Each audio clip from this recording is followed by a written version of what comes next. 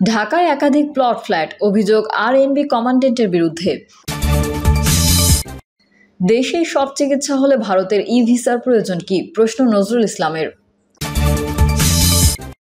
জানাবো ছাত্র শিক্ষকদের আন্দোলন নিয়ে দ্বিধাবিভক্ত বিএনপি। এবং সর্বশেষ জানাবো আগামী 5 বছর দেশে তাক লাগানো উন্নয়ন হবে বলছেন ভূমিমন্ত্রী। এতক্ষণ শুনছিলেন সংবাদ শিরোনাম, এবারে বিস্তারিত। ঢাকায় একাধিক প্লট ফ্ল্যাট, অভিযোগ আরএনবি কমান্ডেন্টের বিরুদ্ধে। ঢাকার রেলওয়ে নিরাপত্তা বাহিনীর কমান্ডেন্ট শহীদুল্লাহর বিরুদ্ধে নিয়োগ বাণিজ্য করে অবৈধ অর্থ উপার্জনের অভিযোগ উঠেছে। ঢাকার রেলওয়ে নিরাপত্তা বাহিনীর কমান্ডেন্ট শহীদুল্লাহর বিরুদ্ধে নিয়োগ বাণিজ্য করে অবৈধ অর্থ অর্জনের অভিযোগ উঠেছে। দুর্নীতি দমন কমিশনে জমা পড়া অভিযোগে বলা হয়েছে, ঢাকায় 5টি ফ্ল্যাট, কুমিল্লায় 30 বিঘা জমি, এমনকি শাশুড়ির নামে ঢাকার অভিজাত এলাকায় ফ্ল্যাটও কিনেছেন শহীদুল্লাহ। এসব দুর্নীতি করেছেন 2018 সালে 184 জন সিপাহী নিয়োগের প্রক্রিয়ার মাধ্যমে। অভিযোগটির বিষয়ে অনুসন্ধান শুরু করেছে দুর্নীতি দমন কমিশন। কমিশনের সহকারী পরিচালক মনোয়ারুল ইসলাম বিষয়টি নিশ্চিত করেছেন। তিনি জানিয়েছেন, বাহিনীতে নিম্নমানের ইউনিফর্ম দিয়ে 3 কোটি টাকা আত্মসাৎ ও বিভিন্ন দুর্নীতির মাধ্যমে কোটি কোটি টাকা সম্পদ অর্জনের বিষয়ে আরএনবির কমান্ডেন্ট শহীদুল্লাহর বিষয়ে অনুসন্ধান শুরু হয়েছে। আমরা ইতোমধ্যে চিঠিও ইস্যু করেছি। যদিও এসব অভিযোগ ভিত্তিহীন বলে দাবি করেছেন শহীদুল্লাহ। তিনি শুক্রবার বাংলা নিউজকে বলেন, অবৈধ সম্পদ অর্জনের অভিযোগে দুদক আমাকে যে চিঠি দিয়েছে তার জবাব দিয়েছে। আমার নামে যেসব সম্পত্তি আছে বলা হচ্ছে তা নেই। ঢাকা শহরে স্ত্রী সন্তান নিয়ে খুব ভালোভাবে তো চলতে পারি না।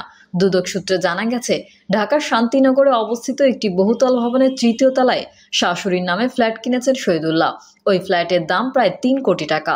যদিও শাশুড়ির কোনো আয়ের উৎস নেই, এই ফ্ল্যাটেই স্ত্রী সন্তান শহীদুল্লাহ বসবাস করেন। এ বিষয়ে শহীদুল্লাহ বলেন, আমার পৈতৃক সম্পত্তির বাইরে কিছু নেই, তদন্ত করলে বেরিয়ে আসবে। অভিযোগ থেকে জানা গেছে, শান্তিনগরের বহুতল ওই ভবনের পাশেই রয়েছে শহীদুল্লাহর 6তলা একটি ভবন। ঢাকার উত্তরায় 3টি, রাজধানীর মুগদাপাড়ায় আরও 2টি প্লট এবং কুমিল্লার ঢাকা কুমিল্লা মহাসড়কের পাশে 30 বিঘা জমি কিনেছেন তিনি। দুদক সূত্রের দাবি, তার বিপুল সম্পদ উপার্জনের জন্য রয়েছে 2018 সালের 184 জন সিপাহী নিয়োগ। সেই নিয়োগে শহীদুল্লাহ নিজেই 83 জনকে নিয়োগ দিয়েছেন। এখান থেকে বিভিন্ন দপ্তরে ভাগ দেওয়ার পরেও অন্তত 10 কোটি টাকা অবৈধ আয় হয়েছে তার। দেশেই সব চিকিৎসা হলে ভারতের ই ভিসার প্রয়োজন কি, প্রশ্ন নজরুল ইসলামের। বিএনপির স্থায়ী কমিটির সদস্য নজরুল ইসলাম খান বলেছেন, প্রধানমন্ত্রী শেখ হাসিনার কান পরীক্ষার জন্য যুক্তরাষ্ট্রে যেতে হয়, অথচ তিনিই বলেন খালেদা জিয়ার চিকিৎসা নাকি দেশেই সম্ভব। দেশেই যদি সব চিকিৎসা হয় তাহলে ভারতে চিকিৎসার জন্য ই ভিসার প্রয়োজন কেন জানতে চান বিএনপির এই নেতা। যে কোনো চুক্তিতে অবশ্যই জাতীয় স্বার্থ বিবেচনা করার দাবি জানিয়ে নজরুল ইসলাম খান বলেন, ভারতের সঙ্গে প্রধানমন্ত্রী শেখ হাসিনা যেই চুক্তি করেছেন সেটি ট্রানজিট নয়, করিডোর। প্রতিবেশী দেশের সঙ্গে আমরা সুসম্পর্ক চাই, সেটা যাতে পারস্পরিক সহযোগিতা হয়। ভারতের সঙ্গে তিস্তা চুক্তি হলে দেশের মানুষ পানি পাবে না দাবি করে বিএনপির এই নেতা বলেন, তিস্তার চুক্তি হতে হবে আন্তর্জাতিক নদী আইন মেনে, সেটি সরকারকে নিশ্চিত করতে হবে।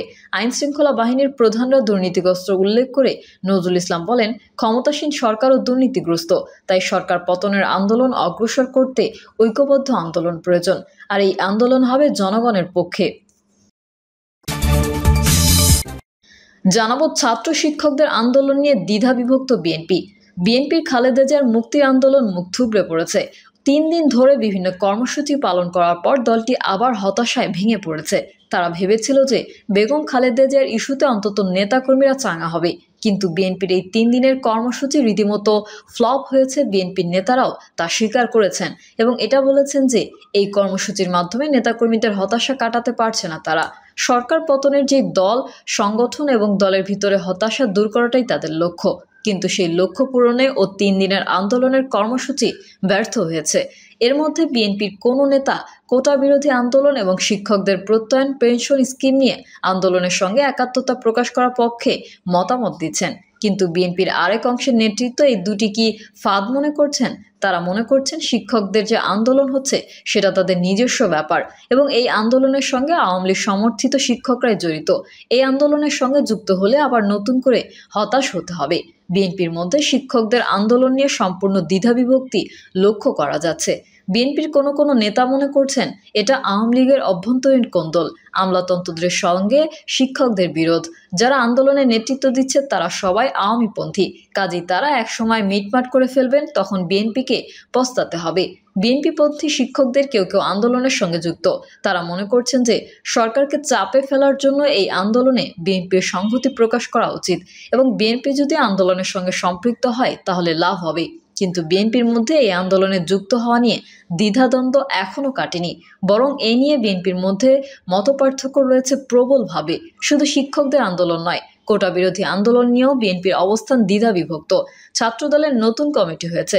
ছাত্রদলের অনেক নেতাই কোটা বিরোধী আন্দোলনের সঙ্গে নানাভাবে যুক্ত হচ্ছেন, কিন্তু প্রকাশ্যে বিএনপির পক্ষ থেকে এই আন্দোলনের সঙ্গে সমান্তরালভাবে কর্মসূচি দেয়া বা আন্দোলনকে বেগবান করার জন্য উস্কানি দেয়া ইত্যাদি প্রবণতাগুলো এখনো পর্যন্ত দেখা যাচ্ছে না। বরং তারা কোটা বিরোধী আন্দোলনের সমাপ্তি কি হয়, কিভাবে এই আন্দোলনকে সরকার মোকাবেলা করে সেটাই দেখতে চাইছে। বিএনপির নেতারা মনে করছেন এই সমস্ত শ্রেণী পেশার আন্দোলনগুলো জনপ্রিয় হলেও তার সঙ্গে রাজনৈতিক সংস্রব নেই।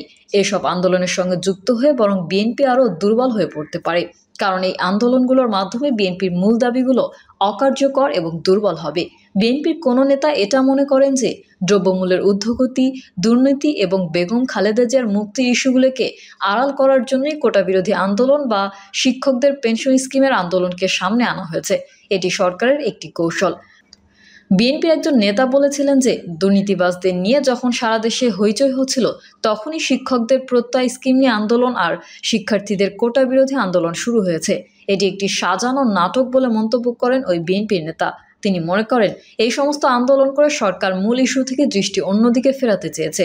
তবে সামনের দিনগুলোতে কোটা বিরোধী আন্দোলন এবং শিক্ষকদের আন্দোলন কিভাবে এগোয় সেটির দিকেই লক্ষ্য রাখতে চাইছেন বিএনপির নেতৃবৃন্দ।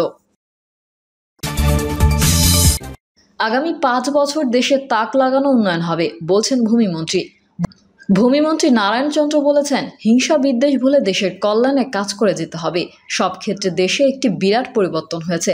আগামী 5 বছর বাংলাদেশের তাক লাগানো উন্নয়ন হবে। মন্ত্রী বলেন, প্রধানমন্ত্রী শেখ হাসিনা দেশের উন্নয়নের জন্য প্রতিটি এলাকার প্রতি নজর রাখছেন। গ্রামীণ জনপদ শহরের সুবিধা নিশ্চিত করতে গৃহীত সব প্রকল্প বাস্তবায়ন করা হচ্ছে।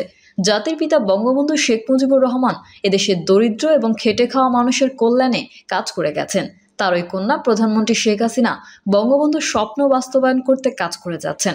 আওয়ামী লীগ সরকার গঠন করার পর থেকেই শিক্ষা, কৃষি, স্বাস্থ্য, ক্রীড়া, মানব সম্পদ উন্নয়ন, কর্মসংস্থানের সুযোগ সৃষ্টি, দারিদ্র্য বিমোচন, যোগাযোগ, বিদ্যুৎ ও অবকাঠামোগত উন্নয়ন সহ সব ক্ষেত্রে ইতিবাচক পরিবর্তন হয়েছে।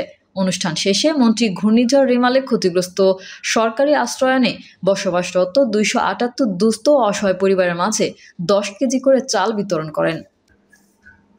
প্রিয় দর্শক, এই ছিল এখনকার সর্বশেষ সংবাদ। আপডেট সংবাদ পেতে চ্যানেলটি সাবস্ক্রাইব করে বেল আইকনটি ক্লিক করুন। কমেন্টে আপনার মতামত জানিয়ে আমাদের সাথেই থাকুন। ধন্যবাদ সবাইকে। আল্লাহ হাফেজ।